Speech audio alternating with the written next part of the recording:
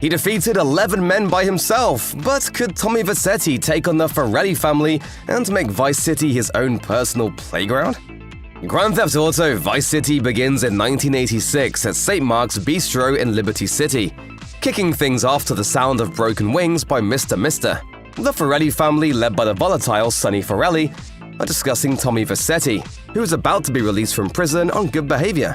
Regardless, they fear it would be bad for business to have him roaming the streets of Liberty City. The Forellis devise a plan to get Tommy out of the city, then use his know-how to expand their territory in the south. Their plan involves sending Tommy to Vice City with some cash to begin a drug empire, allow him to grow it, and then eventually take his business by force once it's established. Soon after, Tommy Vercetti, alongside Forelli crime members Harry and Lee, is picked up by Ken Rosenberg, Forelli's contact in Vice City. From there, the group heads straight to a drug deal. Once the cash and the product are out in the open, they're ambushed by hitmen. Harry and Lee are killed in the crossfire, and Tommy is forced to escape, leaving both the cash and the drugs behind. A distraught Ken Rosenberg tells Tommy to get some rest and meet him the next day. Tommy's new life is already off to a rough start. Tommy arrives at his suite in the Ocean View Hotel and reluctantly makes a call to Sonny. Over the course of their chats, it's revealed that Tommy spent 15 years in prison after doing some dirty jobs for the Forelli family. Always focused on the task at hand, Sonny quickly turns the conversation to the deal. Once Tommy announces that the deal was a setup and that Harry and Lee are dead, Sonny drops the nice guy act and immediately begins asking about the money. He loses it completely when he learns that Tommy doesn't have it. Tommy tries to reassure him that he'll retrieve the money and the drugs. To sweeten the deal, he also promises to exact revenge on those responsible for the setup. Sonny reluctantly agrees to let Tommy handle the situation, reminding him that anyone else would have been taken out already for this failure. Sonny hangs up, but not before an ominous promise to stay in touch. In our first true introduction to Tommy's temper, the scene ends with him angrily slamming his phone into the ground. Tommy returns to a frantic Ken Rosenberg, who is pacing the room and rightfully concerned that the Forelli family will be paying him a visit. Tommy reassures Ken that he has everything under control. He tasks Ken with finding out who took the product, promising that he'll kill the responsible parties once they're located. Seemingly reassured by Tommy's resolve, Ken begins brainstorming their next move and quickly lands on Colonel Juan Garcia Cortez as a possible lead. Since the Colonel helped to set up the deal to begin with, Ken reveals Cortez is holding a party on his yacht, claiming, "All of Vice City's big players are gonna be there." Ken hands Tommy his invite, explaining that there's no chance he'll be leaving his office while things are still as tense as they are. Tommy's on his own.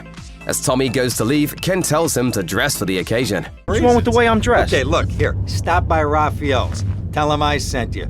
He'll make you look respectable. After changing into a suit, Tommy arrives at the boat and meets Cortez and his daughter, Mercedes. The younger Cortez points out various big names at the party, including Ricardo Diaz, a man she unflatteringly dubs Mr. Coke. Once Diaz notices her, Mercedes acts as if she and Tommy were just leaving, asking Tommy to take her to the pole position club. Tommy returns to Ken Rosenberg with very little information from the party.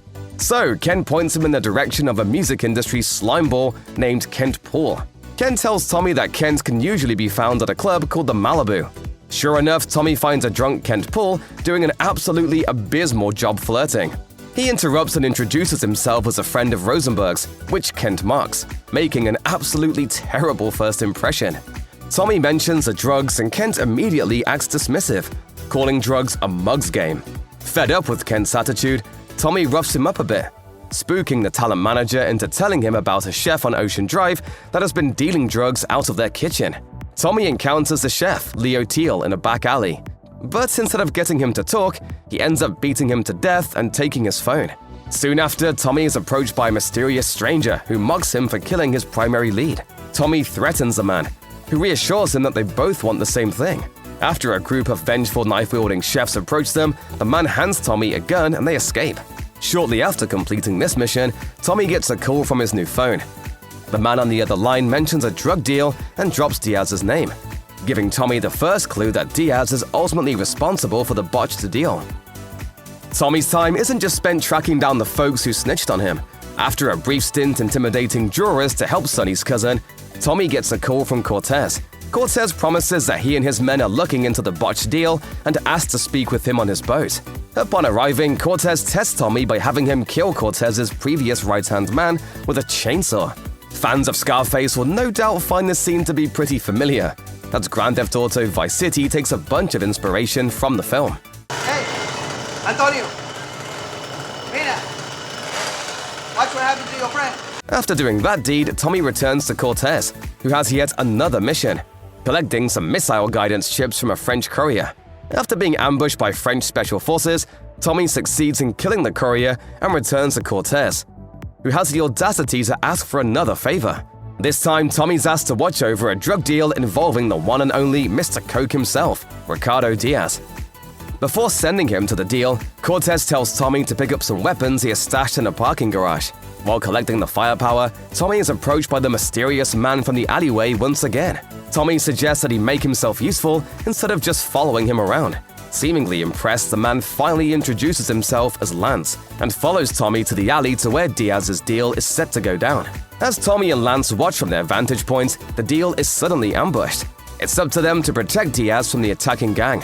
One of the gang members manages to take the deal money and escape on a bike, forcing Tommy to pursue him through the alley.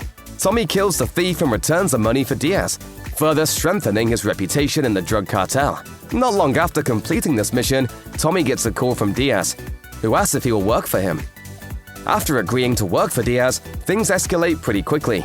The first mission Tommy takes for him involves tailing someone who was stolen from the crime lord, followed by a full-scale assault on the thief's fortified hideout from a helicopter. As they're boarding the helicopter, Lance lets slip that he believes it was Diaz who sabotaged the deal seen at the beginning of the game, which resulted in the death of Lance's brother. Tommy asks him to keep his suspicions quiet because he feels Diaz is beginning to trust him. Once the dust has settled from this mission, Tommy gets a call from Cortez, who also suggests that Diaz was responsible for the setup that put Tommy on thin ice with the Forellis. When Tommy pushes for him to elaborate, Cortez just says he is thinking out loud. Diaz has Tommy steal a boat so he can beat other Vice City hopefuls to a time-sensitive drug deal out in the ocean. As Tommy gets in the boat, he finds Lance waiting for him. Once again, Lance pressures Tommy to take care of Diaz. Tommy responds, "The more we learn now, the less we have to learn when we take this town over." Ken Paul asks Tommy to meet him at the Malibu, where he tells Tommy that Diaz kidnapped Lance after Lance failed to kill him. Paul lets it slip that they're holding him at the junkyard across town. After fighting through Diaz's men, Tommy rescues Lance, but not before berating him for ruining Tommy's careful planning. After a tense chase with Diaz's men, Tommy gets Lance to the hospital. Shortly after, Tommy and a recuperated Lance meet up at nearby Starfish Island. Thanks to Lance's sudden supply of assault rifles, the two manage to launch an all-out assault on Diaz's mansion and to execute the drug baron in his home, effectively taking over his turf. In a meeting between Tommy, Lance, Avery, and Ken, the group discusses how to go about making their control over the city absolute. Avery suggests using legitimate fronts to launder money, while Lance is more concerned about local businesses refusing to pay their usual protection money after Diaz's death. Tommy's answer is to send a message to local business owners by vandalizing storefronts at the local mall. Not long after this, Tommy gets a call from Sonny, who tells him that he's aware of Tommy's recent moves and that he's not off the hook. After taking over Diaz's business and making sure the locals know that he's the new guy in town, Tommy begins buying assets around the city that will generate revenue. He begins getting calls from a desperate Lance, who is worried that he's not getting a fair slice of the business. Tommy plainly tells him that he needs to be less sloppy, and then maybe things can change. Lance, determined to play the victim, does not listen. As Tommy builds up enough capital, he buys even more businesses, including a movie studio, a taxi firm, an auto dealer, an ice cream company, and the Pole Position Club. The two businesses that prove to be pivotal to the story are the Malibu Club and the Printworks. The former becomes a secondary base of operations, where Tommy starts cooking up a plan for some kind of heist. With the help of Ken Rosenberg, Tommy begins building a crew.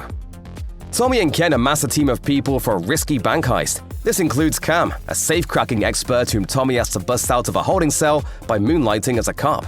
Then there's Phil Cassidy, an arms dealer and gun for hire who joins after Tommy beats him in a shooting competition. The final member is Hillary King, an accomplished driver who will only work for Tommy if he can beat him in a race. With this team by his side, Tommy pulls off the heist with relative success, despite the presence of an angry SWAT team. Unfortunately, Hillary is killed in the ensuing firefight as they attempt to leave, forcing Tommy to drive them to safety. Cam's fate, on the other hand, is left entirely up to the player. If he dies, Tommy and Phil get a bigger cut. Hey, Cam didn't make it. He was a good guy. Yeah, still, more for us.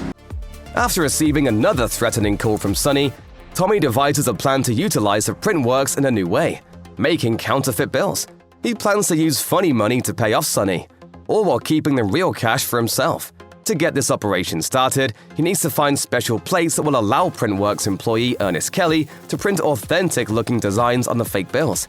Tommy visits Ken Poole to see if he knows where to get these, which in turn leads Tommy to a triad operation down at the docks. The following mission involves taking down the courier carrying the plates. Tommy leads an assault on the docks, stealing the plates and bringing them back to the Printworks to truly begin the counterfeit operation. Tommy gets a call from Ken, who says there's a problem down at the Printworks. When Tommy arrives, Ernest says he was attacked by mobsters. It turns out that Sonny has sent his guys to steal from Tommy's businesses. After clearing up that mess in his own violent way, Tommy is asked to return to the mansion, where Ken reveals that Sonny is personally paying them a visit. Tommy's plan is to give Sonny $20 million in counterfeit cash and make sure that Sonny understands that his new empire in Vice City belongs to him alone. When Sonny arrives, he reveals that he set Tommy up. He also explains that Lance spilled the beans about his plan to double-cross Sonny with the fake cash. The final mission begins with Tommy fending off the mafia and defending his safe from the top floor of his mansion.